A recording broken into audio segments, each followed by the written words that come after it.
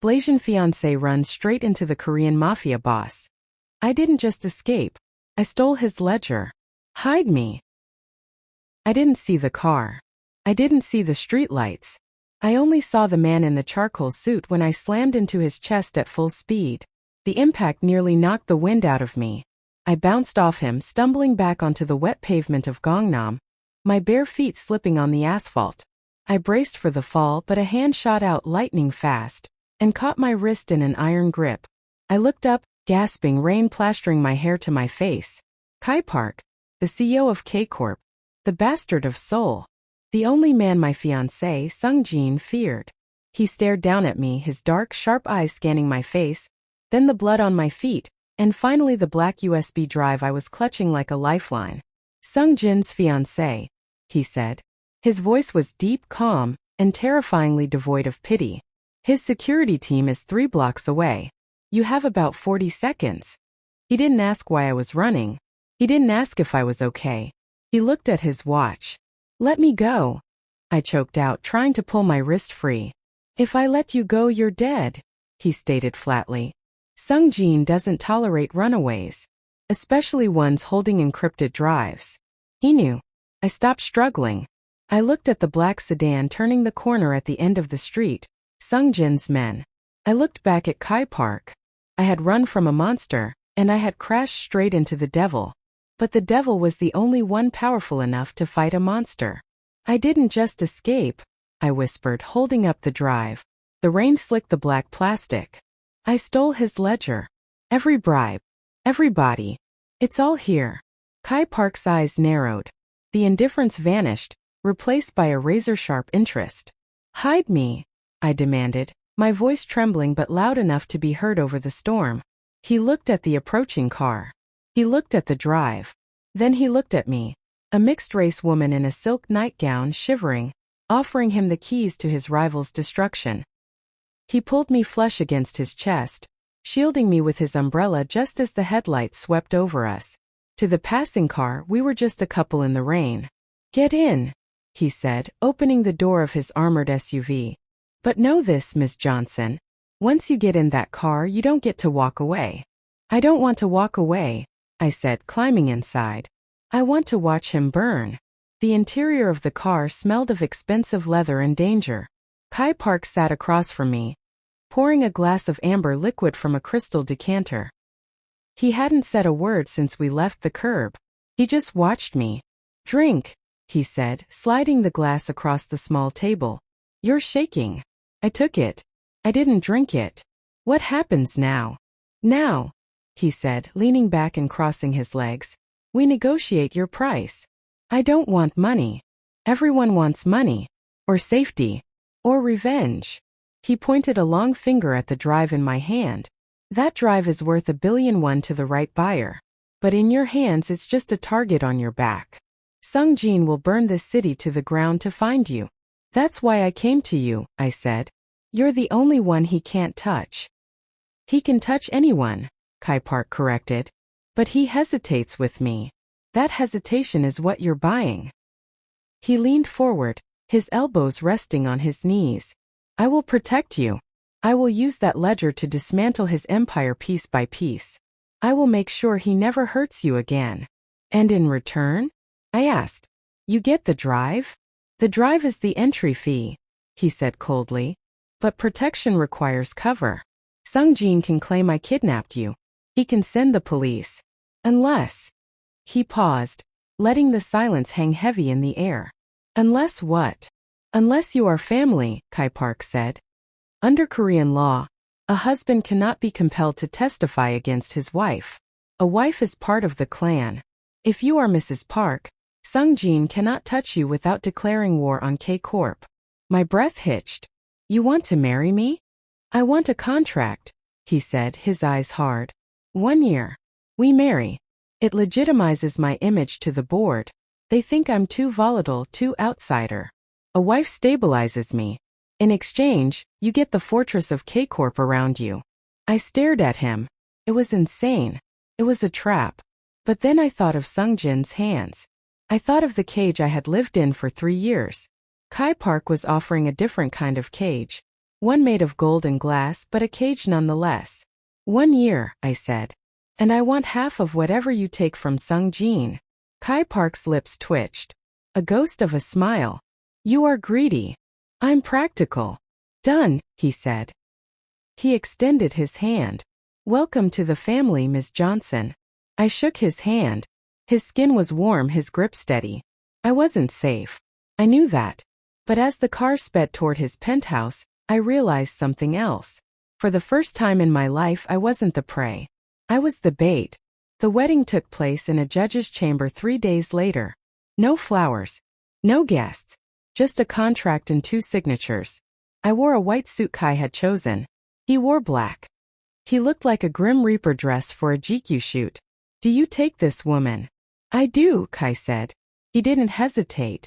When he slid the ring onto my finger, a heavy band of black diamonds, it felt like a shackle. But when he looked at me, there was a strange intensity in his eyes. You may kiss the bride. I froze. I hadn't expected him to actually do it. Kai stepped closer. He cupped my face in his large hands. His thumbs brushed my cheekbones, his touch surprisingly gentle. Eyes open, he whispered so only I could hear. Make them believe it. He kissed me. It wasn't soft. It was claiming. His lips pressed against mine with a possessive heat that sent a jolt of electricity straight down my spine. I stiffened for a second, then melted into it, my hands clutching the lapels of his jacket. For a moment the judge, the room, the danger, it all faded. There was just him. When he pulled away he looked satisfied. Good. Now let's go. Go where? I asked breathless. The gala, he said, checking his cufflinks.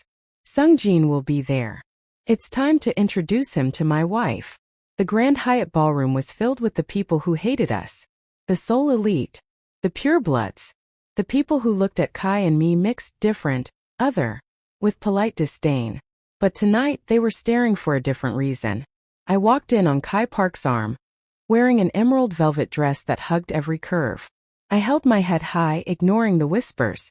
That's her? The runaway. She looks different. Dangerous. Then the crowd parted. Han Sung-jin stood at the top of the stairs. He looked perfect. Handsome. Calm. But I saw the vein pulsing in his neck. I saw the way his eyes locked onto me like a missile lock. He walked down the stairs straight to us. Kaya, he said, his voice dripping with fake concern. I was so worried. You disappeared. I didn't disappear, I said, my voice steady. I relocated. Sung-jin's smile faltered. He looked at Kai Park. You have something of mine, Park. I have a lot of things, Kai said, sipping his champagne. You'll have to be more specific. My fiancée, Sung-jin snarled. My wife, Kai corrected. The words rang out like a gunshot in the silent room. Sung-jin laughed.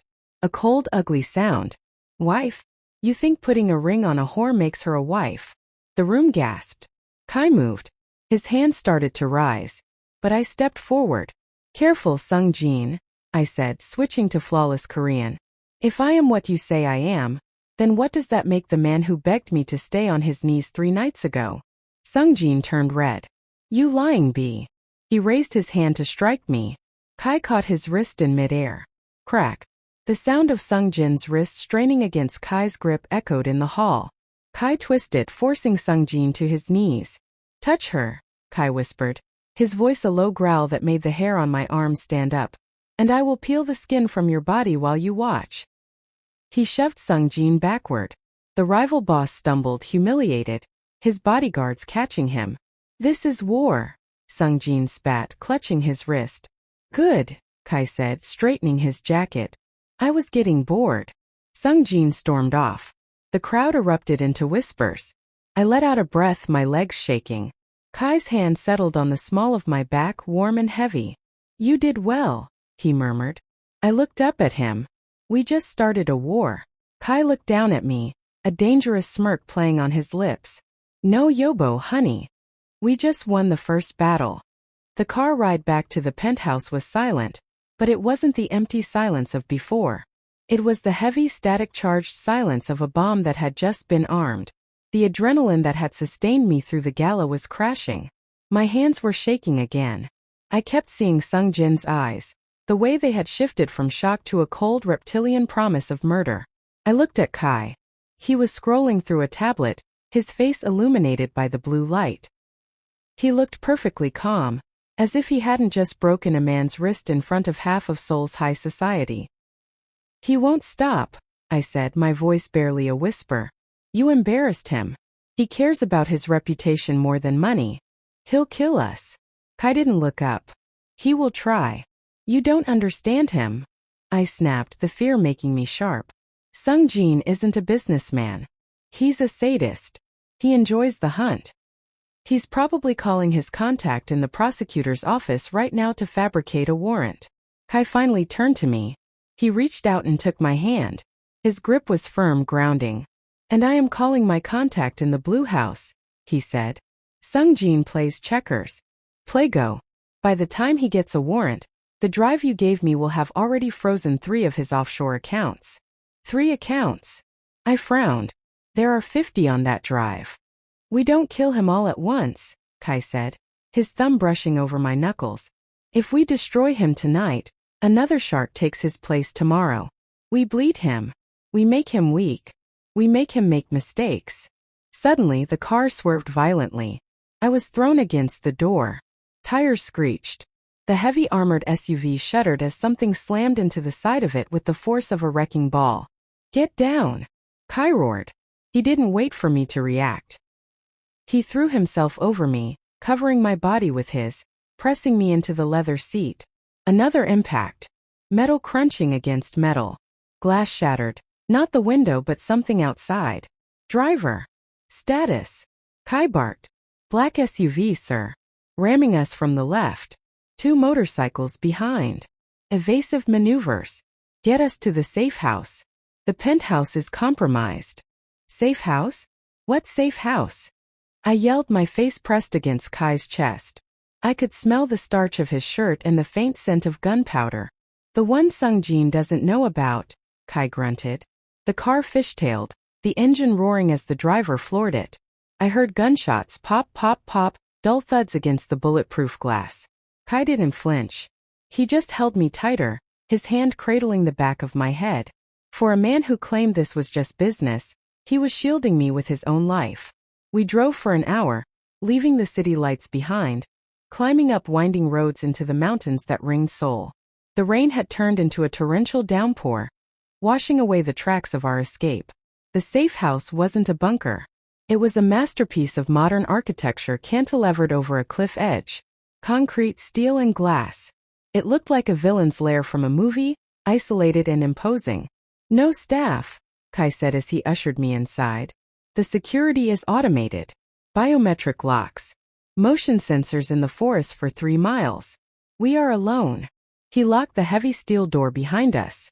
The sound of the bolts sliding home echoed in the vast, empty living room. I stood there, shivering in my gala gown. The emerald velvet was damp at the hem. My hair was a mess. Kai took off his jacket and threw it on a chair. He walked to a panel on the wall and punched in a code. Steel shutters began to descend over the massive windows, sealing us in. "Are you hurt?" he asked, turning to me. "Just bruises," I said, rubbing my arm. "You?" "Fine." He walked into the kitchen, a sleek industrial space, and opened a fridge. He pulled out a bottle of water and tossed it to me. "Drink. Then shower. There are clothes in the master bedroom. You take the bed. I'll take the couch." "This is your house," I said. "I can take the couch." "You are the asset," Kai said, leaning against the counter, crossing his arms. "If Sung Jin sends a drone, the master bedroom is the most fortified room in the house. You sleep there." "Is that all I am?" I asked, feeling a sudden flare of irritation. "An asset? A hard drive with legs?" Kai looked at me. The adrenaline was fading for him too, leaving behind something raw. He looked tired. "You are the woman who stood up to Han Sung-jin in a room full of vipers," he said softly. "You are more than an asset, Kaya. You are a weapon." "I don't want to be a weapon," I whispered. "I just want to be free." "In our world," Kai said, walking past me toward the hallway, "they are the same thing." I showered, scrubbing the scent of the gala and the fear off my skin. The water ran black with mascara and city grime. When I came out wrapped in a plush robe I found in the closet, the house was quiet. I found Kai on the terrace. The rain had stopped, leaving a heavy mist clinging to the mountains. The shutters were open here, just a crack. He was smoking a cigarette, the ember glowing red in the dark. I didn't know he smoked. I stepped out. The air was cold, smelling of pine and wet earth. "You shouldn't be out here," he said without turning around. "Snipers. In this fog," I challenged, walking up to the railing beside him. "They'd have to be magic." He exhaled a plume of smoke. "Sung Jin hires the best." "Why do you hate him?" I asked. "I know why I hate him. But you. It's personal for you too. It's not just business." Kai tapped the ash off his cigarette. He looked at me, his profile sharp against the moonlight. "Do you know what they called me when I was a boy?" he asked. "The bastard of Seoul?" Before that, when I was just a kid in the orphanage in Itaewon, they called me Japjong. Mongrel. I flinched. I knew the word. I had heard it enough times myself. "My father was a GI, Kai said, his voice devoid of emotion. "My mother was a princess from a chaebol family who made a mistake. She dropped me off at the orphanage steps when I was 3 days old. She couldn't have a black baby ruining her marriage prospects." He looked at his hands, the bronze skin that marked him as different. "Sungjin's father was the one who bought her company. He knew about me. He used it to blackmail her family for years. When I started K-Corp, Sungjin laughed. He said a mongrel could never sit at the high table." He turned to me, his eyes burning with a cold blue fire. "I didn't just build this company to get rich, Kaya. I built it to buy the table. And break it." I looked at him, and for the first time I didn't see the CEO or the mafia boss. I saw the boy who had been thrown away. The boy who had to fight for every scrap of respect. "My mother didn't leave me," I said softly. "She died. But my father. He left. He went back to the States when I was 4. Said Korea was too hard for a black man. He didn't take me with him." Kai looked at me. The distance between us, usually filled with contracts and leverage, evaporated. "We are the same," he said. "Ghosts in a machine built for other people." "No," I said, stepping closer. I reached out and touched the scar on his hand, the one I had noticed in the penthouse. "Ghosts are dead. We are very much alive." Kai stared at my hand on his. He didn't pull away. He turned his hand over, lacing his fingers through mine. The contrast of our skin, his deep bronze, my lighter shade, looked beautiful in the moonlight. "You should go to bed," he said, his voice rough. "I don't want to be alone," I admitted. "Not tonight." He looked at me, searching for deceit, for manipulation. He found none. "Kaya," he warned, "I am not a good man. Don't mistake a partnership for salvation." "I don't want salvation, Kai," I whispered, looking up into his eyes. "I want the man who stopped the car for me." He kissed me. This time there was no audience. No judge. No cameras. It was desperate. It was hungry. He backed me against the glass railing, his hands tangling in my damp hair. I wrapped my arms around his neck, pulling him closer. He tasted of tobacco and rain. He swept me up into his arms, carrying me inside like I weighed nothing. The steel shutters closed behind us with a heavy thud, sealing the world out.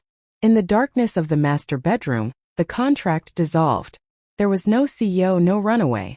Just two people who had been running their whole lives finally colliding.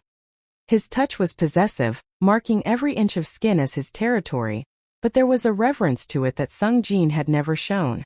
Sungjin took. Kai asked. Every touch was a question and my body answered. "Are you sure?" He rasped against my neck. "Yes." We fell onto the bed, a tangle of limbs and shadows. Later, lying in the dark, his arm heavy over my waist, I listened to his steady breathing. I felt safe. For the first time in 3 years, the knot of anxiety in my chest uncoiled. I thought we were partners. I thought we were equals. I fell asleep believing that the monster was outside the walls. I woke up to the smell of coffee and the sound of a helicopter. Sunlight was streaming through the cracks in the shutters. I stretched, my body aching in a good way, reaching out for Kai.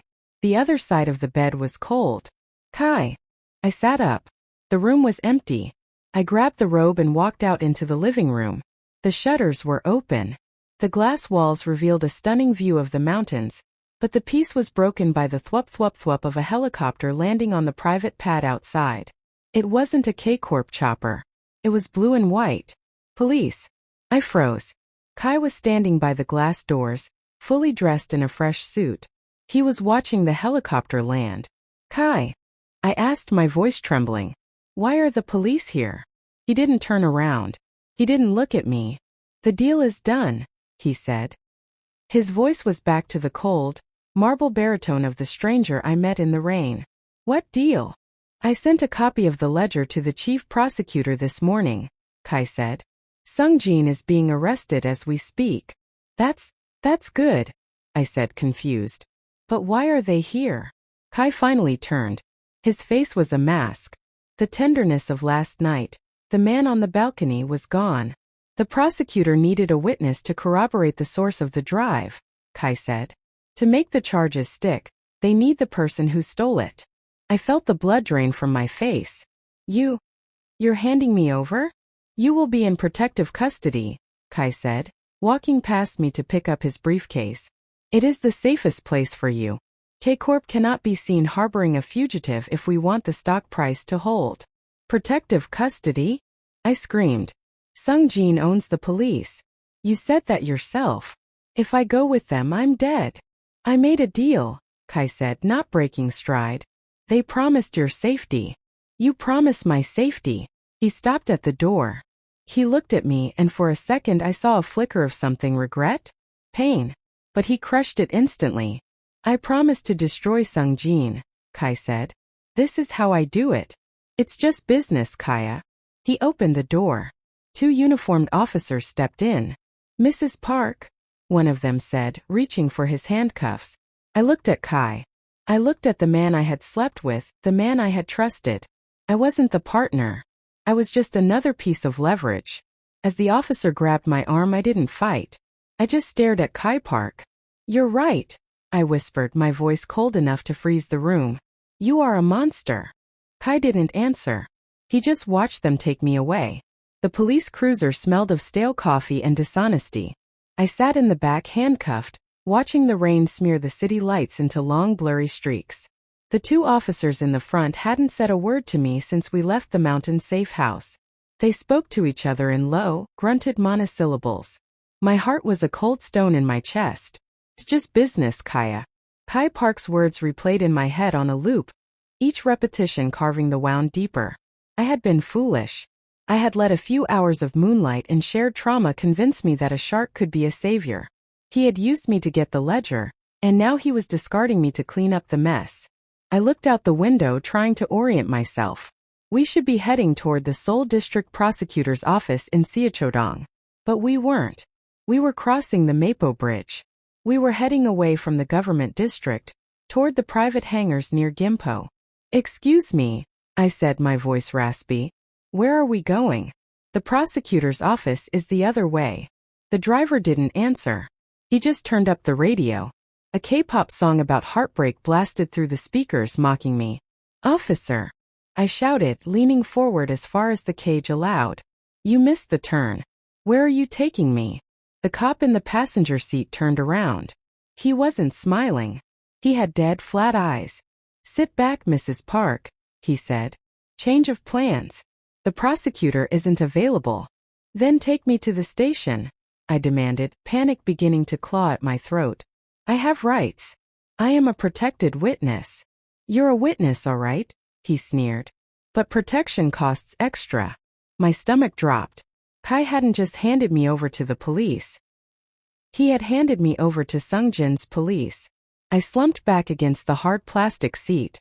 Kai Park, the brilliant strategist, the man who played Go while everyone else played checkers, had made a fatal error. He thought he could buy the law. But Sungjin owned the law. Or maybe Kai knew. The thought was so sickly, so poisonous, I tried to push it away. But it stuck. Had he sold me back? Was this part of the deal? I give you the girl, you give me the territory? No. I remembered the way he looked at me on the balcony. I remembered the rage in his eyes when he broke Sungjin's wrist. That wasn't fake. Kai Park might be a monster, but he was a possessive one. He wouldn't give up what was his. He didn't know.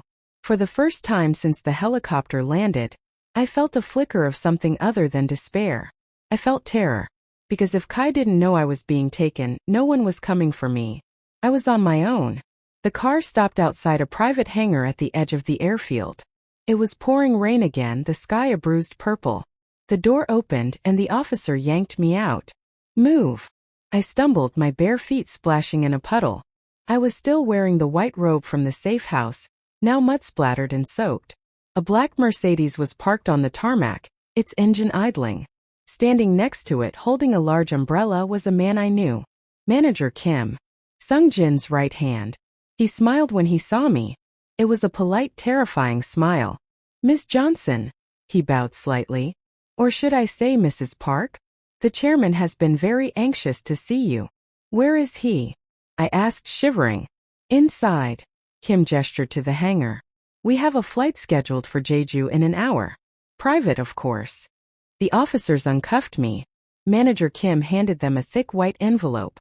They didn't even check the contents before getting back in their cruiser and driving off. I stood there rubbing my wrists. Could run. I could try to scream. But we were in a desolate industrial zone. The only people here were Kim and the 4 massive bodyguards standing by the hangar doors. Please, Kim said, gesturing again. Don't make this difficult. You know how the chairman gets when he is kept waiting. I walked. The hangar was cavernous, smelling of jet fuel. In the center sat a sleek Gulfstream jet. And sitting on a leather chair near the boarding stairs, sipping a glass of red wine, was Han Sung-jin. His wrist was in a black cast. His face was pale. But his eyes were alive with a manic triumph. Kaya, he cooed, standing up. He walked over to me. I stood my ground, though every instinct in my body screamed at me to cower. You look terrible, he said, reaching out to touch a wet strand of hair plastered to my cheek. I flinched and his eyes hardened. Still jumpy. I thought your new husband would have broken you of that habit. He's not my husband, I spat. He's just another businessman. Sung-jin threw his head back and laughed. Is that what you tell yourself? That he betrayed you? Oh, darling.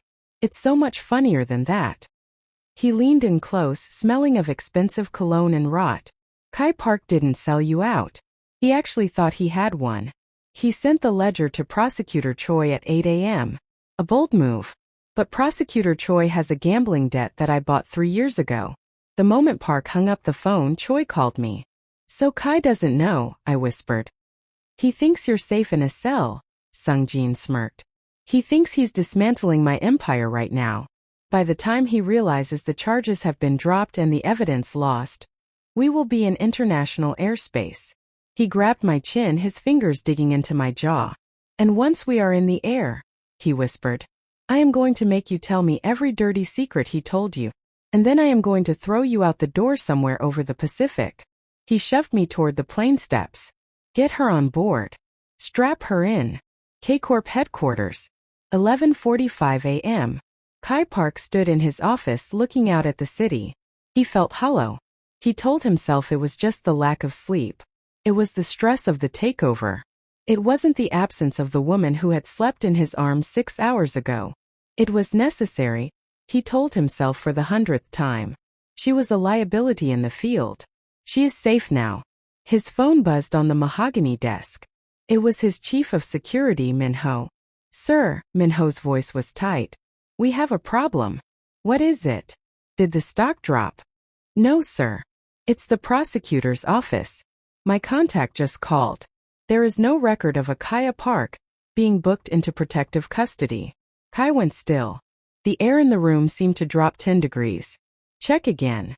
I did. I checked the Central District, the Southern District, and the police agency. She's not in the system, sir. And the ledger? What about the ledger? Prosecutor Choi is claiming he never received it. He's saying the courier file was corrupted. Kai didn't breathe. The pieces clicked into place with the deafening sound of a trap snapping shut. The gambling debt. The rumors about Choi. Kai had dismissed them, thinking the sheer volume of evidence in the ledger would force Choi's hand. He had trusted the weight of the truth. He had forgotten that truth weighs nothing against leverage. Where is she? Kai asked. His voice was no longer human. It was a low mechanical growl. We tracked the GPS of the police cruiser that picked her up, Minho said.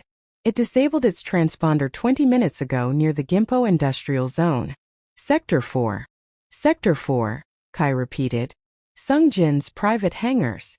Kai looked at his reflection in the window. He saw the monster she had accused him of being. She was right. He had been a monster to use her. But now? Now he was going to show them what a monster really looked like. Minho, Kai said calmly. Yes, sir. Mobilize the ghost unit. Sir? That's heavy assault. In the city? The fallout will be.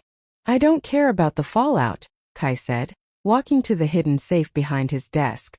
He punched in the code and pulled out a matte black 6 Sauer. He checked the chamber. Sung Jin took my wife. He slid the gun into his holster. Burn it all down. I was strapped into a leather seat in the main cabin of the Gulfstream. My hands were zip-tied in front of me. The engines were whining, spooling up for takeoff. Sung Jin sat across from me, looking triumphant. He was typing on his phone, likely moving the funds Kai thought he had frozen. Comfortable? He asked without looking up. I need to use the bathroom, I said. He looked at me. Hold it. I'm going to be sick, I said, putting my head between my knees and heaving dryly. If I vomit on your Italian leather, you're going to be upset. Sung Jin sighed, annoyed. He signaled to one of the guards. Take her. If she tries anything, break her fingers. The guard pulled me up. He was huge, a wall of muscle. He shoved me toward the rear of the plane where the small lavatory was. He cut the zip tie on my wrists but kept the door open a crack, his foot wedged in it. 2 minutes. I went inside. I looked at myself in the mirror. My eyes were red-rimmed, wild. My lip was bleeding where I had bitten it. I looked down at my hands. They were shaking. Stop it, I told myself. Kai isn't coming. No one is coming. I thought about the ledger. I thought about the game. I thought about what Kai had said on the balcony. You are a weapon. I looked around the small bathroom. There were lotions, soaps, expensive hand towels. Nothing sharp. Nothing dangerous.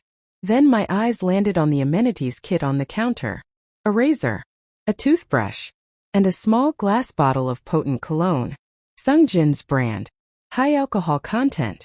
And a lighter. Sung Jin smoked in the bathroom. He always left a gold Zippo on the shelf. It was sitting right there. I looked at the lighter. I looked at the trash bin filled with paper towels. An idea, insane and desperate, formed in my mind. I wasn't a fighter. I couldn't take down 4 bodyguards. But I was smart. I knew how these men thought. They thought I was a scared little girl. They thought the only danger was me running away. They didn't expect the girl to burn the house down while she was still inside. I grabbed the cologne and the lighter. I shoved them into the deep pocket of my robe. I flushed the toilet. I washed my hands. When I stepped out, the guard grabbed my arm. Let's go. As we walked back down the aisle, the plane lurched. We were moving. Taxiing to the runway. I stumbled, intentionally falling into the guard. Watch it, he barked. Sorry, I mumbled. The plane moved. I looked ahead. Sung Jin was still on his phone. The cockpit door was open. The pilots were going through pre-flight. I needed a distraction. A big one. I sat back down. The guard moved to zip-tie me again. Wait, I said. Please. My ankle. I think I twisted it when I fell. Sung Jin looked up. Check it, he ordered the guard. Make sure she's not hiding anything. The guard knelt down at my feet. His head was down. I looked at the galley kitchen just 3 feet away. There was a bottle of high-proof whiskey on the counter, open. I looked at the lighter in my pocket. You want a war, Kai? I thought. I'll start the fire. Actually, I said, my voice changing. It wasn't the scared whisper anymore. It was the voice I had used at the gala. Cold. Royal. I don't think it's twisted. Sung Jin looked at me, frowning. What? I kicked the guard in the face. It wasn't a martial arts kick. It was a desperate, adrenaline-fueled stomp to the nose. He howled, falling back. I lunged for the galley. Get her. Sung Jin screamed. I grabbed the whiskey bottle. I didn't drink it. I smashed the neck against the counter. The other 3 guards were rushing me. I pulled the lighter from my pocket. I flicked it open. The flame danced, small and yellow. "Stay back!" I screamed, holding the lighter over the jagged, alcohol-soaked bottle. "One step and we all burn." The guards froze. They looked at Sung-jin. Fire on a plane was a death sentence for everyone. Sung-jin stood up. His face was purple with rage. "You wouldn't dare," he hissed. "You're a coward, Kaya. You ran in the rain." "I ran because I wanted to live," I said, my hand steady over the fumes. "But if the choice is dying by your hand or taking you to hell with me." I tilted the bottle. A drop of alcohol hit the flame. It flared up, a sudden whoosh of heat. "I choose hell." Sung-jin's eyes widened. For the first time he looked afraid. Suddenly a massive explosion rocked the world outside. The entire hangar shook. The glass windows of the building shattered inward. We were thrown to the floor. The whiskey bottle flew from my hand, shattering on the carpet, but the lighter skittered away unlit. Debris rained down on the fuselage. Alarms started blaring. "What was that?" Sung-jin screamed. I pulled myself up, looking out the porthole window. A black armored truck had just smashed through the perimeter fence. It was speeding across the tarmac straight toward the plane. Sunroof open. A man in a black suit was standing in the turret, holding an assault rifle. Kai Park. He wasn't sending the police. He wasn't sending a lawyer. He had brought the war to the doorstep. I looked back at Sung-jin, who was scrambling for his own gun. I smiled. It was a bloody, terrifying smile. "My husband is here," I said. The world outside the Gulf Stream exploded into chaos. Kai Park didn't wait for permission. The armored truck he was standing in reversed, tires screaming against the tarmac, and then slammed forward again, smashing into the plane's front landing gear. The jet lurched violently. Metal screamed as the nose collapsed, the plane tilting forward.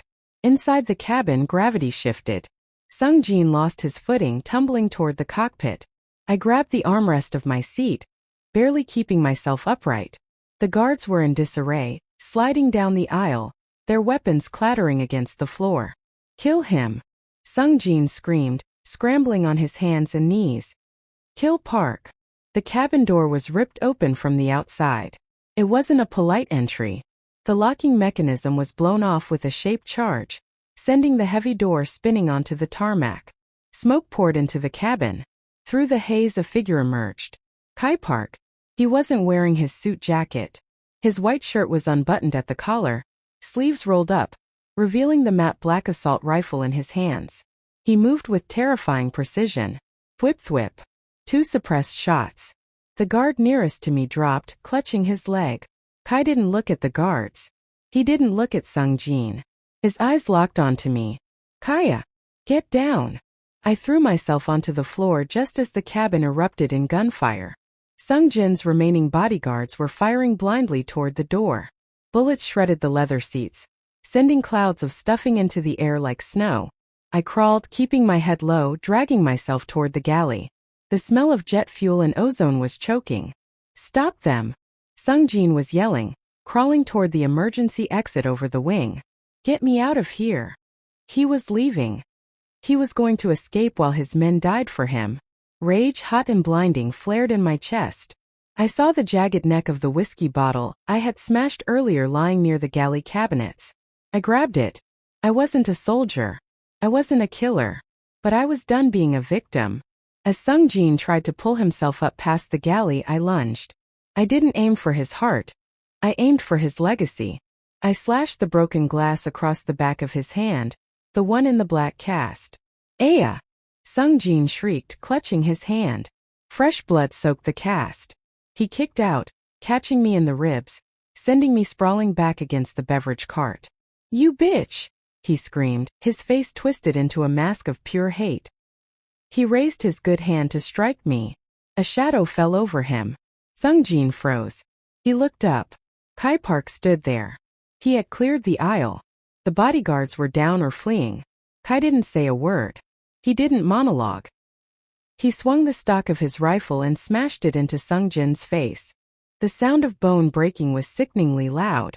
Sung-jin collapsed unconscious, blood pouring from his nose. Kai raised the rifle, aiming at Sung-jin's head. He was going to execute him. Right here. Right now. Kai. No. I screamed. Kai's finger tightened on the trigger. He looked at me, his eyes wild, dilated with adrenaline. He touched you. We have to go. I yelled, pointing out the window. Look. Through the shattered porthole, I could see flashing lights swarming the airfield. Not just police, military police. The airport security had finally mobilized. If Kai killed a high-profile Chaebol chairman in front of witnesses, there would be no coming back. He would lose K-Corp. He would lose everything. Kai hesitated. He looked at Sung Jin's broken body, then at the approaching sirens. He made a choice. He slung the rifle over his shoulder and reached down, grabbing me. He didn't help me up. He scooped me into his arms, crushing me against his chest. Hold on, he growled. He jumped from the plane door to the tarmac, landing in a crouch. The rain was torrential now, washing the blood from the runway. Ghost team. Extract. Kai barked into his earpiece. 4 men in tactical gear materialized from the smoke around the armored truck, providing cover fire as Kai ran with me toward the vehicle. He threw me into the back seat and climbed in after me. Go. Go. Go. The truck roared, spinning 180 degrees and tearing across the airfield, smashing through a chain-link fence and disappearing into the dark, rain-slick streets of Gimpo. The inside of the armored truck was silent, save for the heavy breathing of the men and the drumming of rain on the roof. I sat in the corner, shivering. The adrenaline was wearing off, leaving me cold and nauseous. My robe was ruined. My feet were bleeding again. Kai sat opposite me. He was wiping the rain from his face with a handkerchief. He checked his rifle, cleared the chamber, and set it down. He reached for me. I flinched. The movement was small, involuntary, but it stopped him cold. His hand hovered in the air, inches from my knee.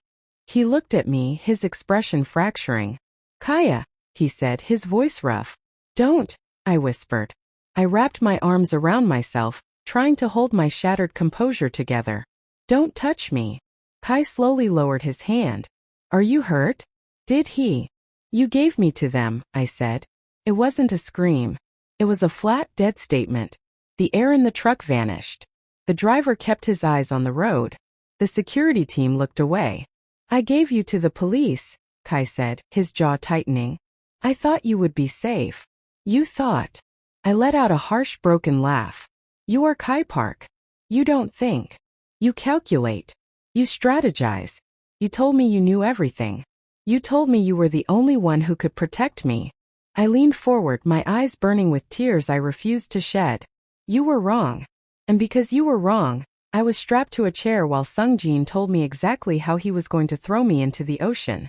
Kai didn't defend himself. He didn't argue. He just took the accusation, absorbing it like a physical blow. I made a mistake, he said quietly. A mistake. I shook my head. You treated me like an asset. You moved me around the board like a pawn to protect your king. You didn't care about the pawn, Kai. You just wanted to win the game. That is not true, Kai growled, the anger flaring up again. I burned half my political capital to get that assault team into the airport. I risked life in prison to come for you. Because you lost your leverage. I yelled back. Because without me the ledger is useless. Because you are my wife, he roared. The shout echoed in the cramped space. We stared at each other, chest heaving. The raw, violent energy between us crackled, electric and terrifying. I didn't come for the ledger, Kai said, his voice dropping to a dangerous whisper. I didn't even bring the drive. I left it in the safe. I stared at him. What?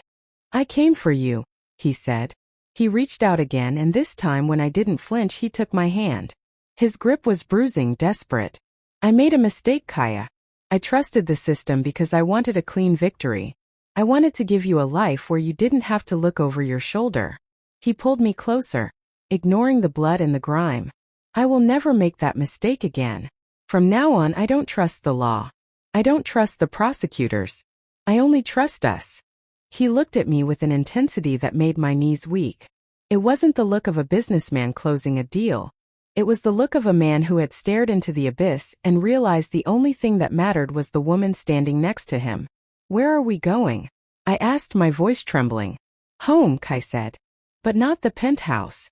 That is compromised. Then where? The foundry. The foundry was not a house. It was an fortress.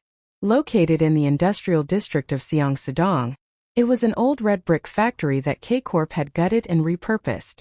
From the outside, it looked like a derelict manufacturing plant covered in graffiti. Inside, it was a high-tech command center.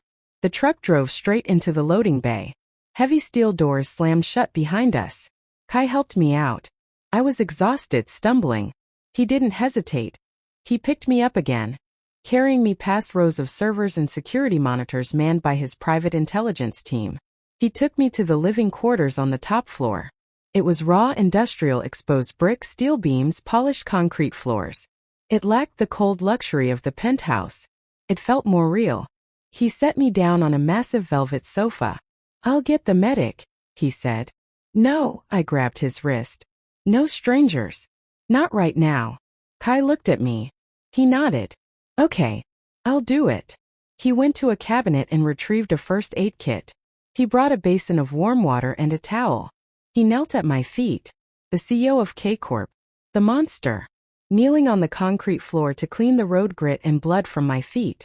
He worked in silence, his touch incredibly gentle. He wiped away the mud, disinfected the cuts. He wrapped my ankles in gauze. Then he moved to my hands. He saw the red marks where the zip ties had dug in. His jaw clenched so hard a muscle feathered in his cheek. "I will kill him," Kai said softly, staring at the bruises on my wrists. "I should have pulled the trigger in the plane." "If you had," I said, watching him, "we would both be in prison. And Sung-jin would win." "He is still alive," Kai said, looking up at me. "Which means you are not safe." "I was never safe," I said. "Not with him. Not with the police. Not even with you, apparently." Kai flinched again. "I deserve that." "Yes, you do." I pulled my hand away, but I didn't move from the couch. "But you came back. You came for me when no one else did." I reached out and touched his face. There was a smudge of soot on his cheekbone. "The contract has changed, Kai." He turned his face into my palm, closing his eyes for a brief second. "Name your terms." "No more secrets," I said. "No more handling me. No more deciding what's best for me. We are partners. 50-50th. If we go to war, we go together. If we burn together." Kai opened his eyes. They were dark, swirling with emotion I couldn't quite name. Obsession? Love? Or just the recognition of a kindred spirit? "Agreed," he said. "Partners." "And one more thing," I said, my voice hardening. "Anything. Teach me how to shoot." Kai looked at me. A slow, dangerous smile spread across his face. It was the first real smile I had seen since the wedding. "We start tomorrow." The next morning, the world had changed. I woke up in a bed surrounded by brick walls. Kai was gone, but the smell of coffee was in the air. I found him in the main command center downstairs. He was standing in front of a wall of monitors, wearing a black t-shirt and tactical pants. He looked less like a CEO and more like a warlord. "Status," he said to one of his analysts. "Sung-jin is in Seoul National Hospital," the analyst reported. "Broken nose, orbital fracture, concussion. Severe laceration to the hand. He's claiming a terrorist attack on his plane." "Terrorist attack?" I asked, walking into the room. Kai turned. "He can't admit his wife's ex-fiancé raided his plane. It makes him look weak. So he's spinning a story about corporate terrorism. Does the public believe it?" "The public believes what the media tells them," Kai said. "And right now the media is confused. But we have a window." "A window for what?" "To finish what we started," Kai said. He walked over to a table covered in maps and blueprints. "Sung-jin is hurt. He is paranoid. He is consolidating his resources. He thinks we are hiding." "Aren't we?" "No," Kai said. "Hiding is for victims. We are hunting." He pointed to a map of the Incheon port. "While you were sleeping, my team decrypted the rest of the ledger. We found something interesting. Sung-jin isn't just laundering money. He's moving product. Drugs. Worse. People." Kai's face was grim. "Human trafficking. He's using shipping containers to move undocumented workers through Incheon. It's his biggest revenue stream, and it's completely off the books." I felt a chill run down my spine. That's how he pays the bribes. That's how he owns the police. Exactly. If we expose the money laundering, he gets a fine. If we expose this, Kai tapped the map, he goes down for life. And the politicians he owns will scramble to bury him to save themselves. So we give the proof to the media? I asked. No, Kai said. The media can be bought. We need physical evidence. We need to open one of those containers while the cameras are rolling. We need to catch him in the act. A shipment is coming in tonight, Kai continued. Doc 4. Sung Jin will be coordinating it remotely from the hospital, but his top lieutenants will be there. We're going to the docks, I said. It wasn't a question. Kai looked at me. He hesitated, the old protective instinct flaring up. But then he looked at the bruise on my wrist. He remembered the new contract. We are going to the docks, he agreed. But first. He walked to a metal case on the table and flipped it open. Inside was a sleek, compact Glock 19. Lesson 1, he said. The shooting range was in the basement of the foundry. It was soundproofed, smelling of cordite. Kai stood behind me adjusting my stance. His chest was pressed against my back, his arms guiding mine. Widen your feet, he murmured, his breath against my ear. You need a solid base. If you're off balance, you miss. I adjusted my feet. The gun felt heavy in my hand, foreign. Grip it higher, Kai instructed. Don't let the recoil control you. You control it. You control it. I took a breath. I looked at the paper target downrange. It was a silhouette of a man. I imagined Sung Jin's face. I squeezed the trigger. Bang. The recoil traveled up my arm, shocking me. The bullet hit the target low in the stomach. Good, Kai said. Again. Bang. Bang. Again. Don't think. Just feel. We spent hours down there. My arms ached. My ears rang. But with every shot, the fear that had been paralyzing me since the rain began to recede. It was replaced by focus. By cold, hard calculation. Kai wasn't just teaching me how to shoot. He was teaching me how to turn my trauma into targeting data. By the afternoon, I was hitting the center mass consistently. Kai stepped back, watching me reload the magazine. You're a natural, he said quietly. I have a good teacher, I said, sliding the magazine home with a satisfying click. I turned to him. Do you think we can really do this? Take down an empire in one night? Kai walked over to me. He took the gun from my hand and set it on the table. He crowded into my space, his eyes dark. I built K-Corp from nothing, he said. I fought my way up from the gutter. People told me I was a mongrel. They told me I didn't belong. I destroyed them all. He reached out and tucked a strand of hair behind my ear. But I did that alone. Tonight, I have you. Sung Jin doesn't stand a chance. He leaned down and kissed me. It wasn't the desperate kiss of the balcony, or the possessive kiss of the wedding. It was a kiss of confirmation. A seal on a pact. Get dressed, he said, pulling away. Wear black. The Incheon port was a city of rust and steel. Towers of shipping containers stacked 5 high created a maze of shadows. The rain had stopped, but the fog rolling off the ocean was thick, obscuring the floodlights. We were in position. Kai, myself, and 6 members of the Ghost Unit were crouched on top of a stack of containers overlooking Dock 4. Below us, a massive cargo ship was being unloaded. I watched through a pair of thermal binoculars. I see Manager Kim, I whispered into my comms. Kai was beside me, prone, looking through the scope of a sniper rifle. I see him. He's arguing with the crane operator. The container is coming down, Minho's voice crackled in our ears. Red container. Serial number ending in 884. We watched as the crane lowered a rusty red container onto the asphalt. Manager Kim waved his men forward. They weren't customs agents. They were thugs with submachine guns. Wait for the handoff, Kai ordered. We need to see money change hands. We need undeniable proof of the transaction. A black van pulled up. 2 men got out carrying briefcases. Money is on the ground, Minho confirmed. Now, Kai said. Breach. The Ghost Unit rappelled down the side of the containers like spiders. Kai stood up, switching his rifle to rapid fire. Stay here, he told me. Cover the rear. Like hell. I said, pulling out my Glock. Partners, remember? Kai looked at me. He grinned.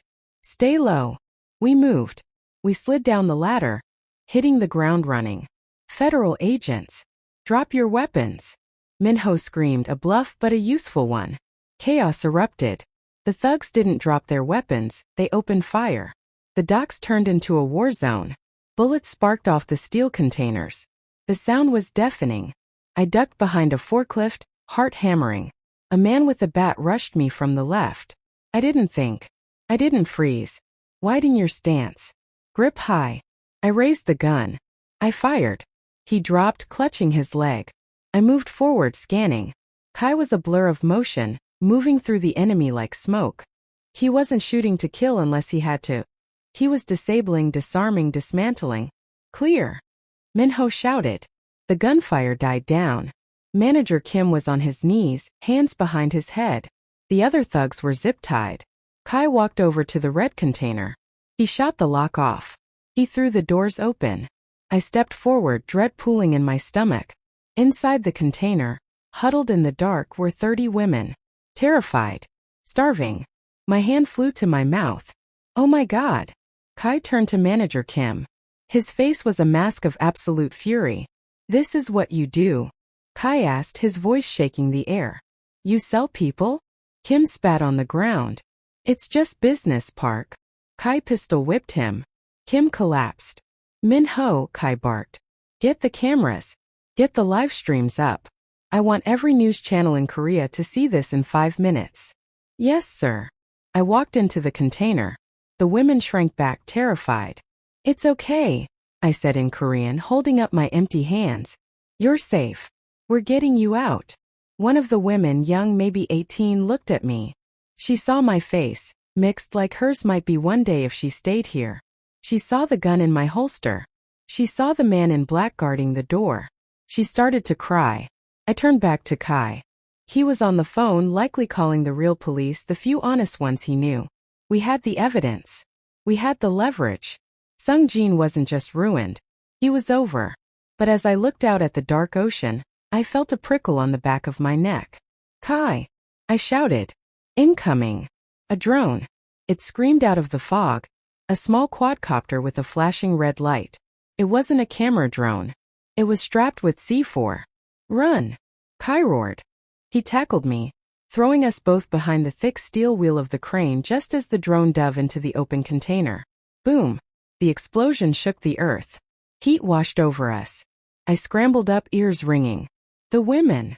I looked at the container. It wasn't the container that had been hit. The drone had missed the opening by inches, slamming into the side. The blast had knocked the women down, but the steel walls had protected them. But the fire was spreading. We have to get them out, I yelled. Kai was already moving.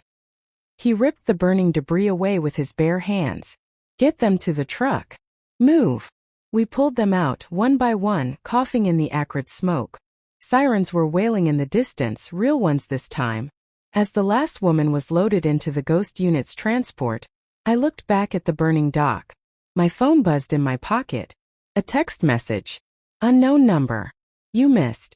I looked up at the stack of containers on the far side of the dock. A shadow was standing there watching us. Even in the dark, I recognized the cast on his arm.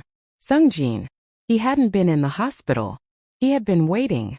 I tapped Kai's shoulder. I pointed. Kai looked up. He raised his rifle, but the shadow was already gone, vanishing into the night. He's running, Kai said. Let him run, I said, watching the fire reflect in Kai's eyes. He has nowhere left to go. Kai turned to me. He took my hand, intertwining our fingers.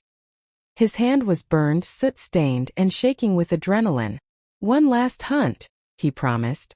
One last hunt, I agreed. We walked toward the sirens, ready to burn the rest of his world down. The fallout was nuclear. By dawn, the footage from the docks was looping on every news channel in South Korea, Japan, and China. The image of the red container, the terrified women, and the K-Corp logo on the rescue trucks had turned the narrative upside down. Han Sung-jin wasn't the victim of corporate terrorism anymore. He was the butcher of Incheon. We watched from the command center in the foundry. Stock in Sungjin's company Hanail Group was in freefall. The Blue House had issued an arrest warrant. The police, the ones he hadn't bought, were raiding his offices. He's finished, Minho said, watching the monitors. His assets are frozen. His allies are ghosting him. He has no money, no power. He still has breath, Kai said. He was cleaning his rifle, his movements rhythmic and soothing. And as long as he has breath, he is dangerous. Where is he? I asked. He vanished from the docks. We tracked his burner phone to a cell tower in Bukhansan, Kai said. He's not running for the border. He's digging in. Bukhansan. I frowned. There's nothing up there but hiking trails and… I stopped. The blood went cold in my veins. The estate, I whispered. Kai looked up. The Han family estate. It's a fortress, I said, memories flooding back. Sungjin took me there once. It's built into the mountainside. High walls, private security detail, and a panic room that can withstand a bomb blast. If he's in there, you'll never get him out. Kai stood up. He walked over to the map of the mountain range projected on the wall. A panic room implies he wants to hide, Kai said.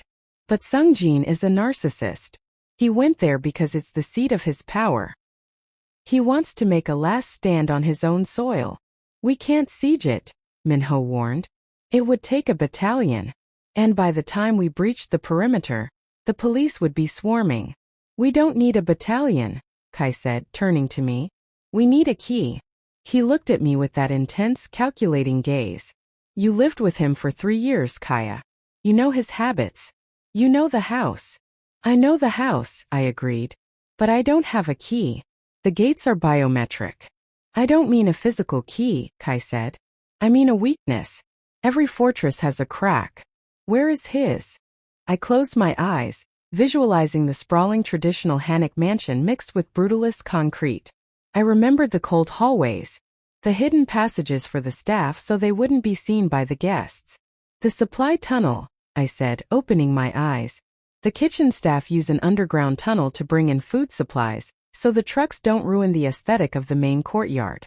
It comes out in the pantry. Kai smiled. It was a wolf's smile.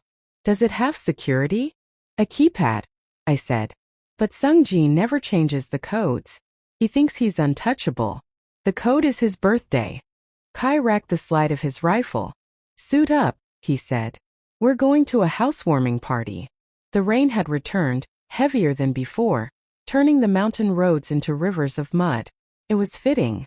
Our story started in the rain. It would end in it. We parked the armored truck a mile from the estate and moved on foot through the dense pine forest. The ghost unit moved like shadows, silent and deadly. I stayed close to Kai, my boots sinking into the wet earth, the Glock heavy on my hip. Through the trees, the Han estate loomed like a haunted castle. Floodlights swept the grounds. Armed guards patrolled the perimeter wall.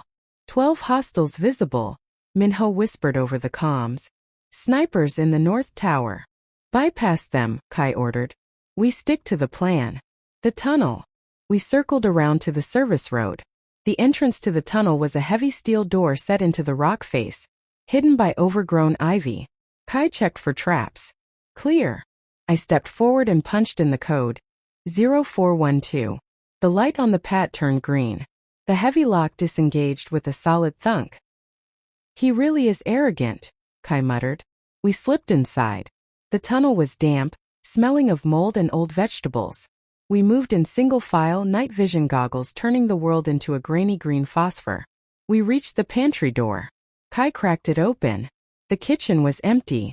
Move, Kai signaled. We spilled out into the main house. The architecture was breathtaking, polished wood, sliding paper screens, priceless ceramics. It was a palace built on blood. Sungjin will be in the master study, I whispered. West wing. Second floor.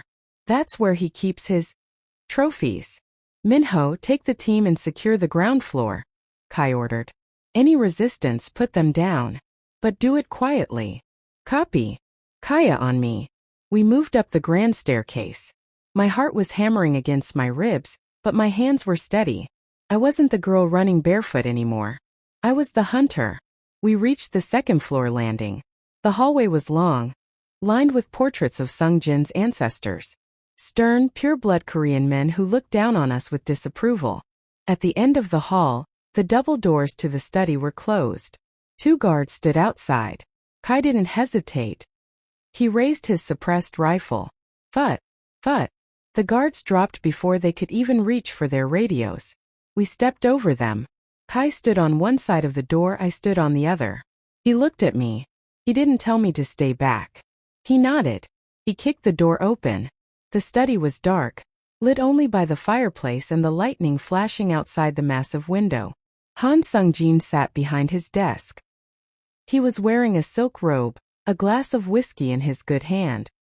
His other hand was heavily bandaged. His face was a ruin of bruises and swelling from Kai's rifle butt. He didn't look surprised. He looked resigned.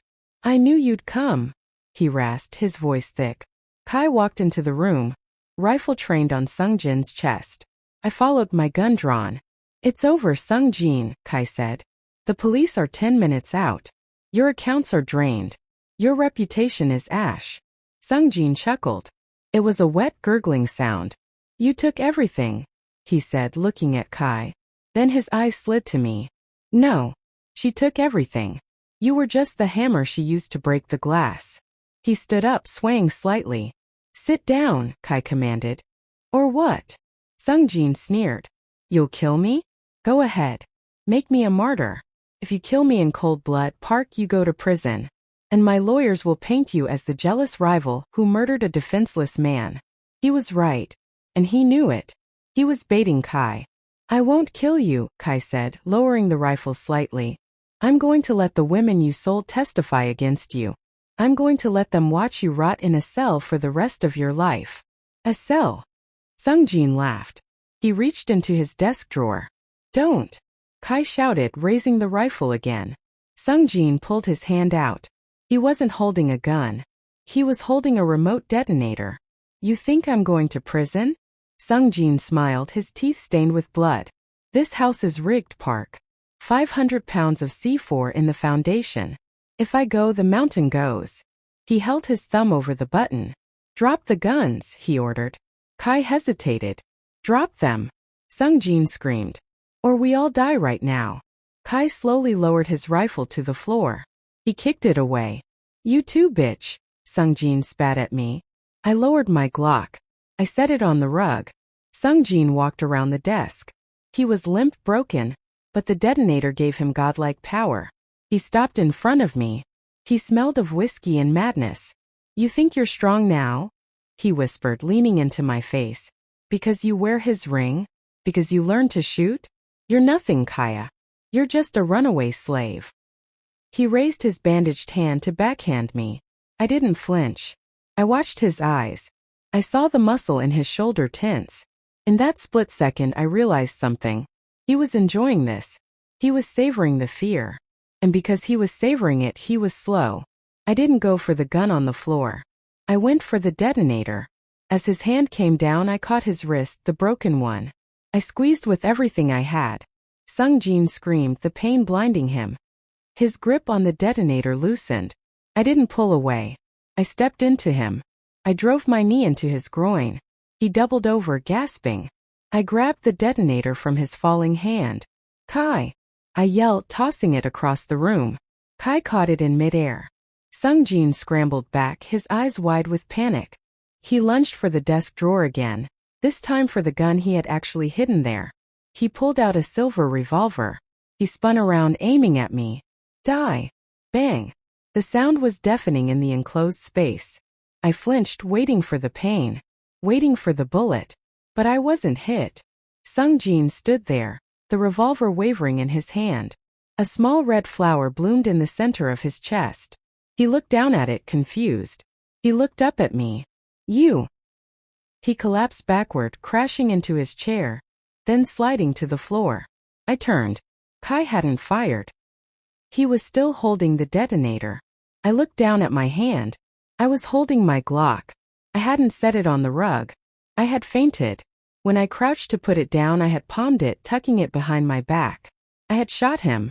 Smoke curled from the barrel of my gun. My hand was steady. The room was silent, save for the crackling of the fire and the rain against the glass. Kai walked over to me. He gently took the gun from my hand. He checked Sung-jin's pulse. "He's dead," Kai said. I looked at the body of the man who had owned me for 3 years. The monster who had haunted my dreams. He looked so small. "I didn't steal the weapon," I whispered, repeating the words I had said to Kai in the rain. Kai looked at me, understanding dawning in his eyes. "No," he said softly. "You became it." The sirens were loud now, winding up the mountain road. "We have to get the story straight," Kai said, moving into cleanup mode. He pulled a gun. "You fired in self-defense. The detonator proves intent to kill us all. It's a clean shoot." "Kai," I said. He stopped. He looked at me. "I'm not shaking," I said, holding up my hands. "Why aren't I shaking?" Kai holstered his weapon.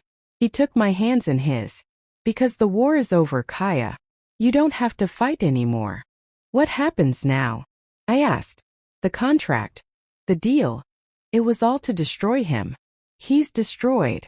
Kai looked at the ring on my finger. The black diamonds glinted in the firelight. "The contract is void," he said quietly. "You have your 10 million. You have your freedom. You can go anywhere." He let go of my hands. He stepped back, giving me space. Giving me the choice he promised. I looked at the door. I could walk out. I could take the money and go to Paris or New York or somewhere where no one knew my name. Then I looked at Kai. The man who had caught me when I fell. The man who had cleaned my feet. The man who had taught me how to stand. I realized then that freedom wasn't about running away. Freedom was about choosing who you stood beside. I walked over to the desk. I picked up Sung-jin's glass of whiskey. I poured it into the fire, watching the flames roar up. "I'm not going anywhere," I said. Kai went still. "Kaya. You said you wanted a partner," I said, turning to him. "K-Corp is about to absorb the Hanail Group's assets. That's a messy merger. You're going to need someone who knows their secrets."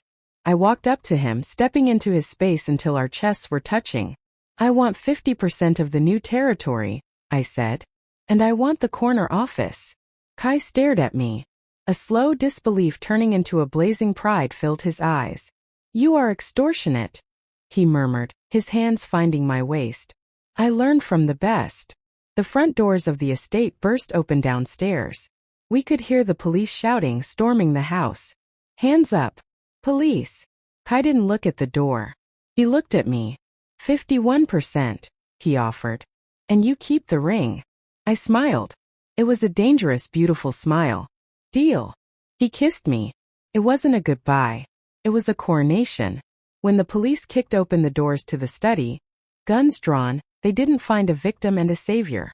They found a king and a queen, standing over the ruins of their enemy, ready to rule the world.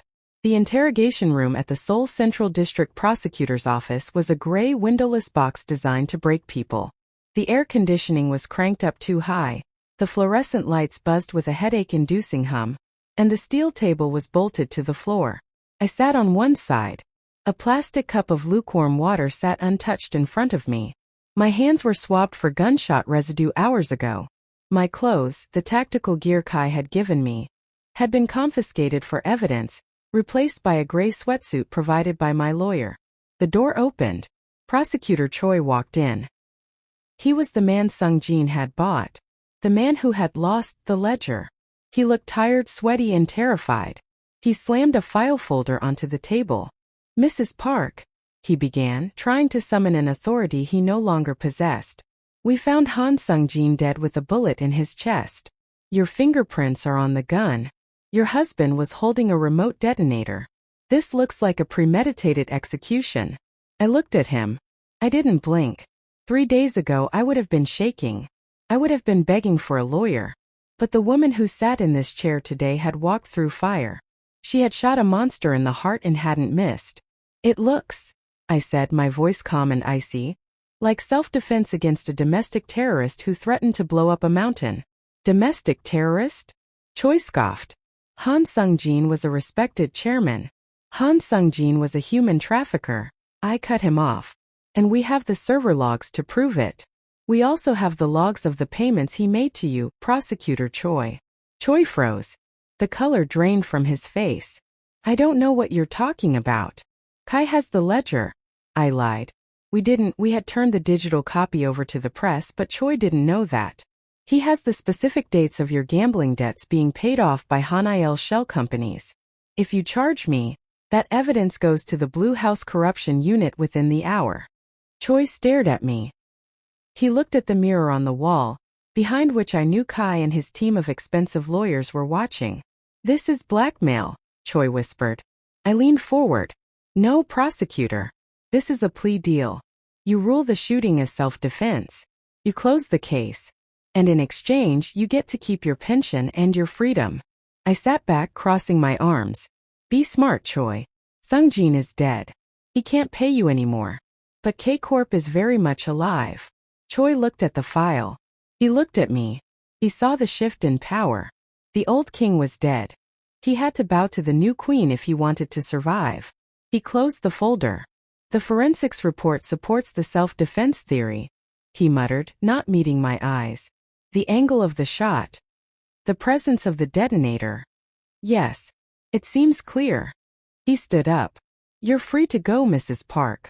I didn't smile. I just nodded. Thank you for your service. The funeral for Han Sung-jin was a quiet affair, mostly because half of his associates were under arrest, and the other half were pretending they had never met him. The board meeting for the Hanael group, however, was a riot. It took place 1 week later in the glass tower overlooking the Han River. The 30 members of the board, old men in gray suits who had enabled Sung-jin's corruption for decades, were shouting over each other. Stock prices were tanking. Creditors were circling. They were leaderless and panicked. The double doors swung open. The room went silent. Kai Park walked in. He was wearing a black suit sharp enough to cut glass. He didn't look like a man who had been in a gunfight 7 days ago. He looked like a god of industry. And walking right beside him, matching his stride, was me. I wore a white suit, the same color I had worn to our wedding.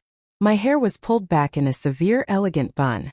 On my finger, the black diamond ring caught the light. Gentlemen, Kai said, his voice projecting easily to the back of the room without shouting. Please sit down. This is a private meeting, one of the directors shouted. You have no business here, Park. K-Corp is a competitor. K-Corp is your new owner, Kai corrected calmly. He gestured to the screen at the front of the room.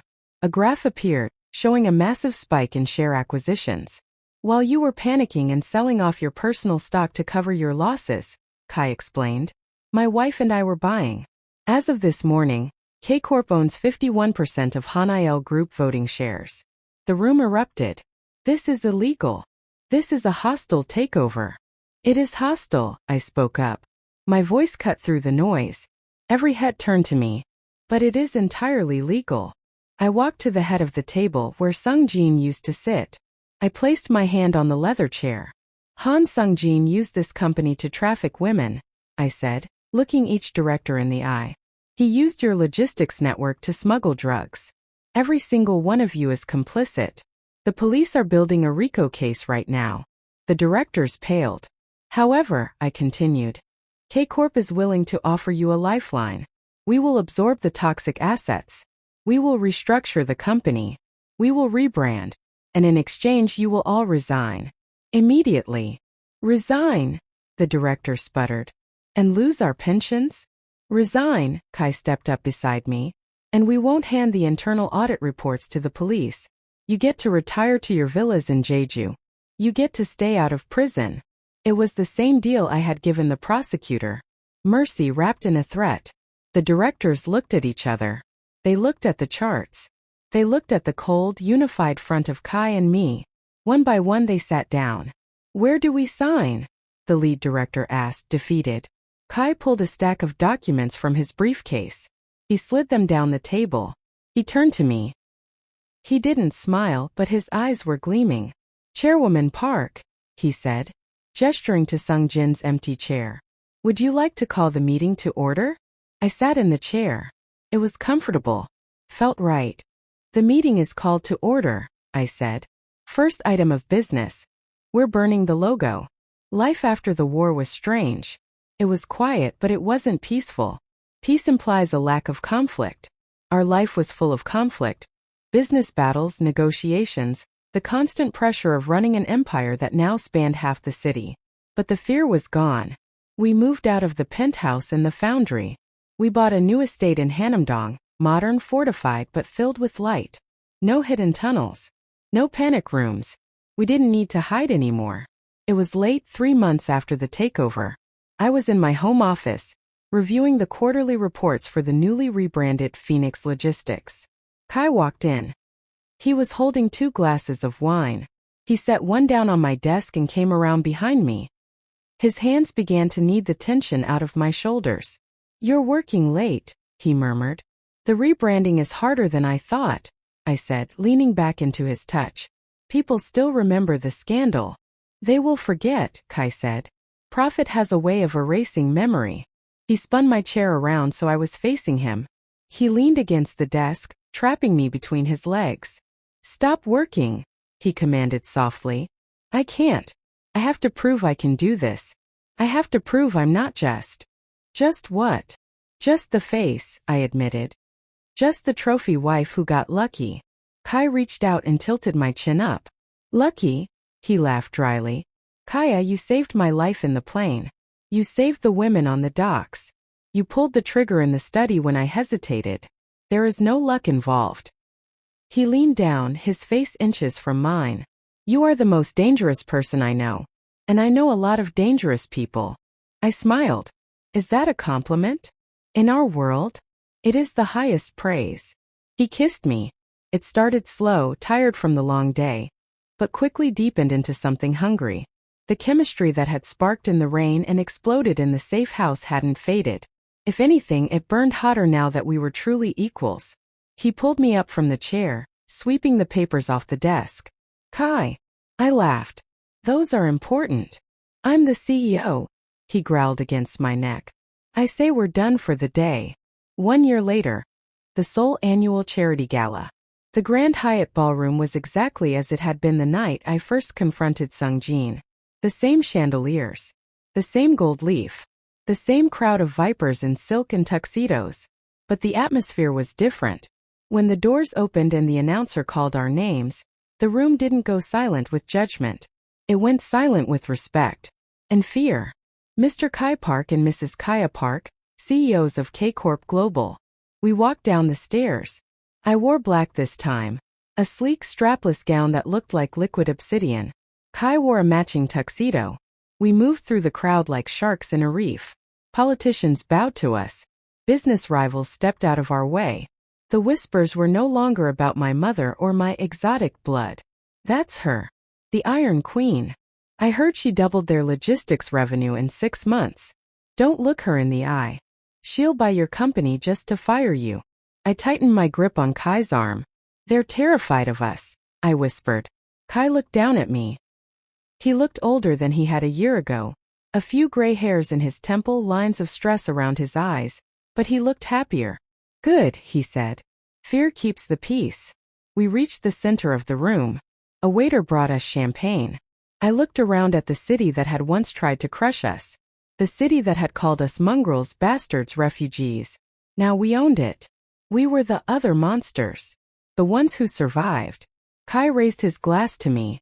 "To the contract," he said, a tease in his eyes. I clinked my glass against his. I looked at the black diamond on my finger, then up at the man who had given it to me. "To the partnership," I corrected. We drank. And then, hand in hand, we turned to face the room, ready for whatever war came next. The peace we had built was profitable, but it was fragile. In the underworld, a change in leadership is like blood in the water.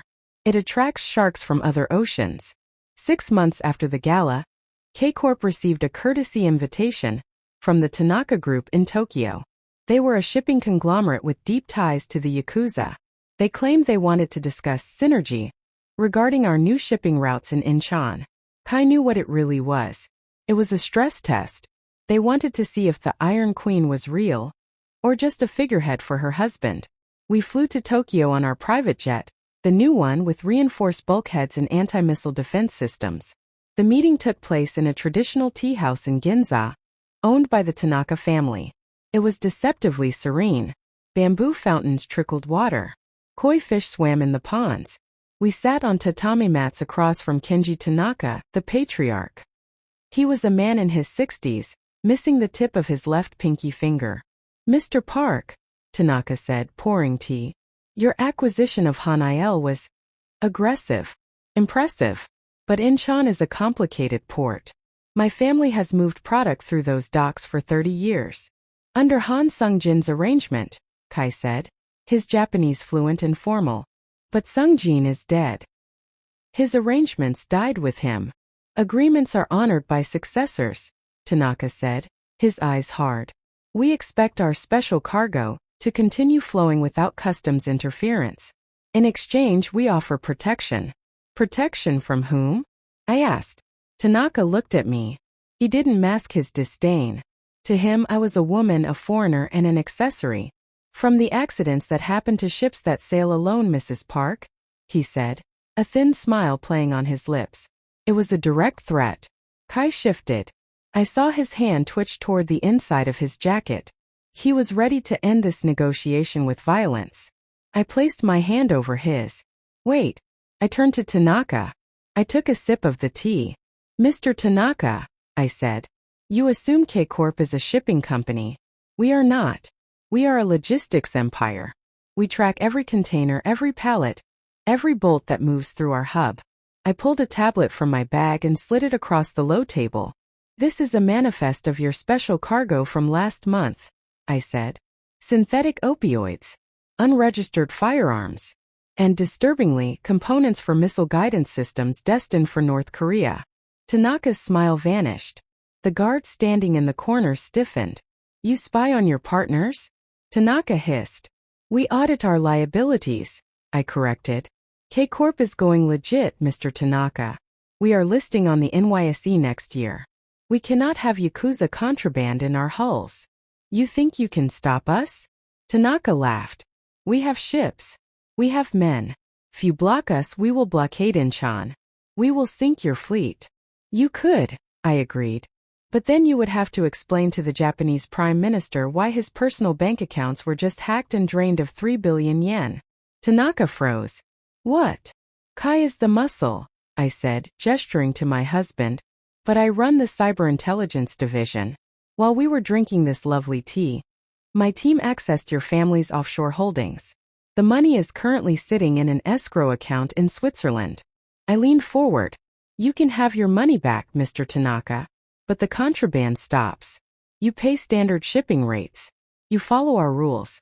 Or I donate your entire fortune to a charity for displaced refugees." The room was silent. The bamboo fountain sounded like a roaring river. Tanaka looked at the tablet. He looked at his guards, who were looking at him for orders. Then he looked at Kai. "She is serious?" Tanaka asked. Kai smiled. It was the proudest smile I had ever seen.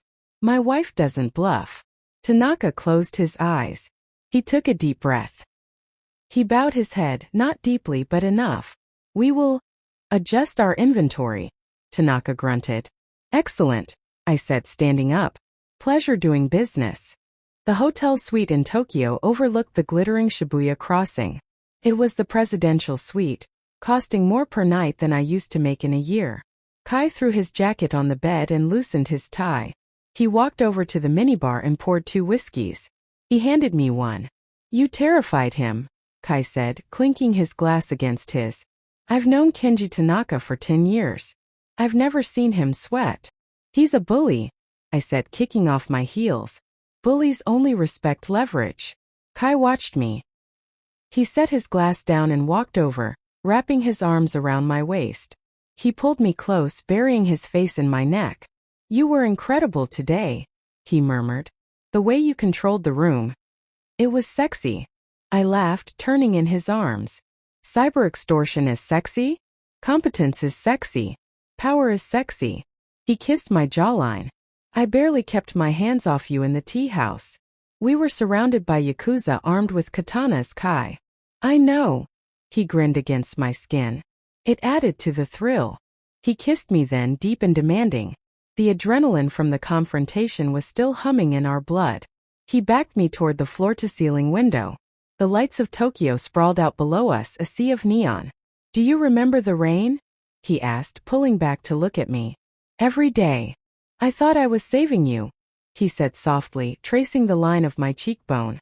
But you saved me, Kaya. You saved me from becoming just another cold, lonely king on a throne of bones. We saved each other, I whispered. He picked me up, carrying me to the massive bed. That night was different. It wasn't about proving anything. It wasn't about survival. It was a celebration. Claiming. Lying in his arms afterward, watching the city lights dance on the ceiling, I felt a strange sense of peace. We had conquered Seoul. We had tamed Tokyo. We were untouchable. But as Kai's hand rested absent-mindedly on my stomach, a new thought took root. A thought I had been pushing away for weeks. Kai. What happens to all of this? I asked. K-Corp. The Empire. When we're gone. Kai went still. He propped himself up on one elbow, looking down at me. We're not going anywhere for a long time, he said. I know. But you built this to prove you existed. To prove you weren't a mistake. Don't you want to leave it to someone? Kai's expression darkened slightly. The shadow of the orphanage of his childhood trauma was never far away. I never thought about it, he admitted. I didn't think I would live past 30. And I definitely didn't think I would find someone I wanted to replicate. He looked at me, searching my eyes. Why do you ask? I took his hand. I placed it flat against my lower stomach. Because we might need to draft a new contract, I whispered.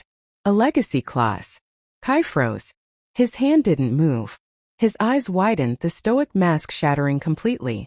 Kaya, his voice cracked. Are you? I nodded. Tears pricked my eyes, happy tears for once. 7 weeks. Kai Park, the bastard of Seoul, the man who made Yakuza bosses tremble, looked at my stomach with absolute awe. He looked terrified. He looked overjoyed. He lowered his head, resting his forehead against mine. A legacy, he whispered. Not a mongrel. Not a mistake. An heir.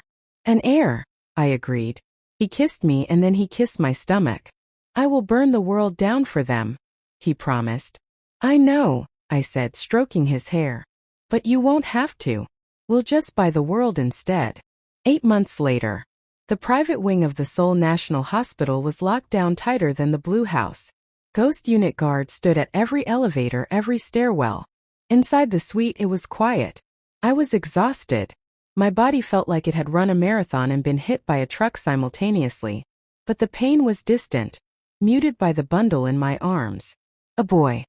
He had Kai's dark eyes and my nose. He had bronze skin, beautiful and perfect. The door opened softly. Kai walked in. He had been pacing the hallway for 12 hours, refusing to sit, refusing to eat. He looked wrecked. He walked to the bedside. He looked at the baby like he was a bomb that might go off, or a treasure that might vanish. He's real, Kai whispered. He's heavy, I smiled tiredly. Do you want to hold him? Kai hesitated. My hands. They've done terrible things. Your hands built a fortress to keep him safe, I said. Take him. Kai reached out. He took his son. The large, dangerous hands that could dismantle a rifle in seconds cradled the infant with infinite tenderness. The baby shifted, opening his eyes. He looked up at his father. Kai started to cry. Silent tears running down his face. What do we name him? Kai asked, his voice thick. Jae-sun, I said. It means respected and good. Jae-sun Park. Kai tested the name. No one will ever call him a bastard. No one will ever make him feel small. No, I said. He will be a king. Kai looked at me. The love in his eyes was so intense it was almost painful. Thank you, he said. For the ledger. For the contract. For this. It was a good deal, I murmured, my eyes closing as sleep finally pulled at me. The best deal I ever made, Kai agreed. I drifted off to sleep watching my 2 monsters, the big one and the little one, silhouetted against the window. The rain was falling outside, washing the city clean. But inside we were warm. We were safe. And we were family. 5 years later.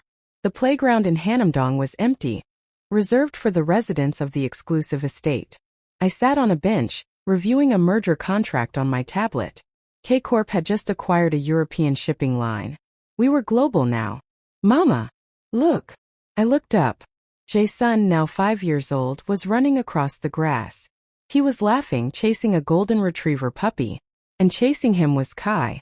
The CEO of a multi-billion-dollar conglomerate was wearing jeans and a t-shirt, running barefoot on the grass, roaring like a tiger. He caught Jae-sun, swinging him up into the air. The sound of their laughter rang out, pure and unburdened. I watched them. I thought about the girl running in the rain with bleeding feet. I thought about the man standing in the rain with an umbrella, looking for a way to survive. We had run straight into each other, and the collision had shattered us both. But we had rebuilt ourselves into something stronger, something unbreakable. Kai looked over at me. He smiled, holding our son on his hip. He waved. I put the tablet down. The merger could wait. I stood up and walked toward them, stepping onto the grass. The sun was shining. 2 years later, Jae-sun was 7 years old, and he was already learning that the world was divided into wolves and sheep. He attended the Daewon International Elementary School, the most prestigious institution in Seoul. The tuition cost more than most people's annual salaries. It was supposed to be a place of enlightenment and global thinking. But kids learned hate from their parents. I was in my office at K-Corp headquarters when my phone rang. It was the headmaster. Mrs. Park. His voice was nervous. There has been an incident. Is Jae-sun hurt? I asked, standing up immediately, my hand already signaling Min-ho to prep the car. No, he is physically fine. But there was an altercation with another student. Young Min-jun, the son of Assemblyman Choi. I narrowed my eyes. Assemblyman Choi was a conservative politician known for his traditional values rhetoric. What kind of altercation? Well, Min-jun made a comment about Jae-sun's appearance. And Jae-sun responded. How did he respond? He broke Min-jun's nose, Mrs. Park. I paused. I looked at the photo of Kai and Jae-sun on my desk. I'm on my way. When I arrived at the school, Kai was already there. He was sitting in the headmaster's office, wearing a dark navy suit, his legs crossed, looking perfectly relaxed. Jae-sun was sitting next to him, looking small in his uniform, his knuckles bruised. Across from them sat Assemblyman Choi and his weeping son, who was holding an ice pack to his face. This is assault. Choi was shouting. Your son is a savage. Just like. He stopped when I walked in. Just like what, Assemblyman? I asked, closing the door behind me. The temperature in the room dropped 10 degrees. Choi glared at me. Your son broke my son's nose over a harmless joke. I looked at Jae-sun. He didn't look down. He had Kai's defiance in his eyes. Jae-sun, I said calmly. What did Min-jun say? Jae-sun looked at the floor, then up at his father, then at me. He called me a japjong, Jae-sun said quietly. He said my dad is a gangster and my mom is a foreigner, and that I don't belong here. The silence in the room was deafening. It was the same word they had used on Kai, the slur that had defined his childhood. I looked at Kai. His face was a mask of stone, but I saw the muscle in his jaw feathering. A harmless joke? Kai asked softly. Assemblyman Choi blustered. Kids say things. It doesn't excuse violence. I want him expelled. I want charges filed. Kai stood up. He loomed over the desk, over the assemblyman. He didn't raise his voice. He didn't need to. Assemblyman, Kai said. Do you know who owns the land this school is built on? Choi blinked. What? The Daewon Foundation leases the land, Kai explained, from a holding company called Phoenix Real Estate, which is a subsidiary of K-Corp. Kai placed his hands on the headmaster's desk. If you expel my son, Kai said, looking at the terrified headmaster, I will terminate the lease. I will bulldoze this building and turn it into a parking lot. He turned to the assemblyman. And as for you, Choi, if you file charges, I will release the dossier my wife has on your campaign financing. The offshore accounts in the Caymans? The ones funded by construction kickbacks. Choi's face went pale. You wouldn't. Try me, I said, stepping up beside Kai. We don't tolerate bullies, assemblyman. Not in the playground, and not in the government. Kai reached down and took Jae-sun's hand. Come on, son. We're leaving. Expelled? The headmaster squeaked. No, Kai said over his shoulder. He's taking the rest of the day off. For ice cream. We sat in the back of the armored SUV. Jae-sun was quiet, holding an ice pack to his hand. Am I in trouble? He asked, his voice small. Kai looked at him. Do you enjoy hurting people, Jae-sun? No, Appa. Did you strike first? No. He pushed me. Then he said the bad word. Kai nodded. He reached out and brushed the hair out of his son's eyes. Then you aren't in trouble. You defended yourself. You defended your family. But the teacher said violence is never the answer, Jae-sun whispered. The teacher lives in a world of rules, Kai said. We live in a world of consequences. There is a difference. I took Jae-sun's other hand. Jae-sun, listen to me. People will always try to make you feel small because they are afraid of how big you can become. They use words like that because they have nothing else. I don't want to be different, Jae-sun said, a tear escaping.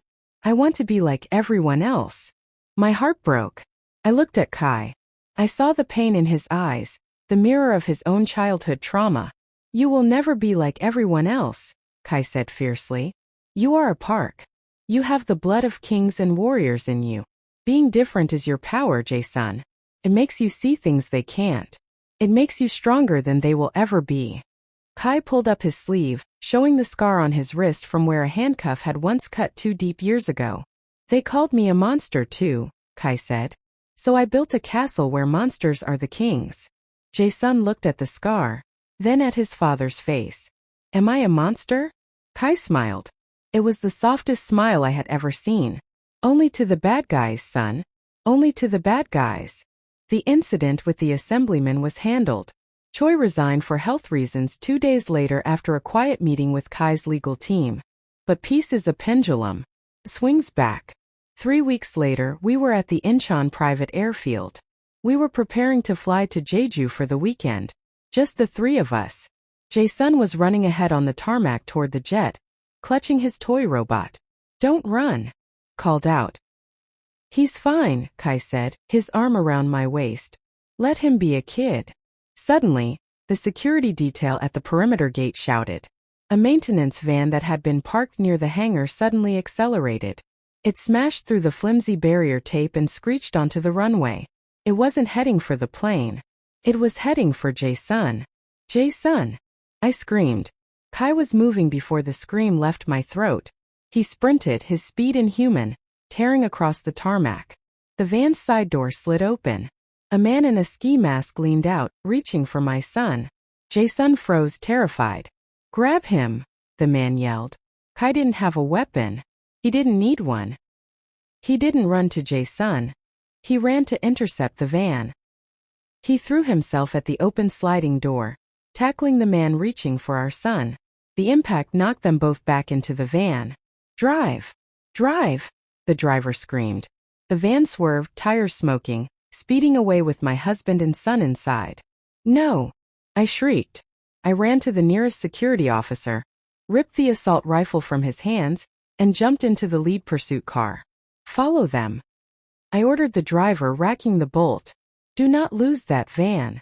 The chase tore through the industrial streets of Incheon. I was in the passenger seat, heart hammering a frantic rhythm against my ribs. My husband. My son. Who are they? The driver asked, swerving to avoid a truck. Remnants, I hissed. Sung-jin's old loyalists. Or Tanaka's. It doesn't matter. They're dead. The van ahead took a sharp turn into a shipping container yard. The same yard where Kai and I had taken down Sung-jin's trafficking ring years ago. It crashed through a chain-link fence and slammed into a stack of pallets.